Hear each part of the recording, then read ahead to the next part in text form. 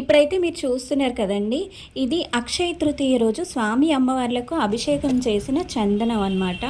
ఇదైతే స్వామివారిది. సింహాచలంలో స్వామివారి చందనం ప్రసాదంగా అందరికీ పంచుతారు కదండి, ఆ ప్రసాదం చందనం నేను భరణిలో వేశాను.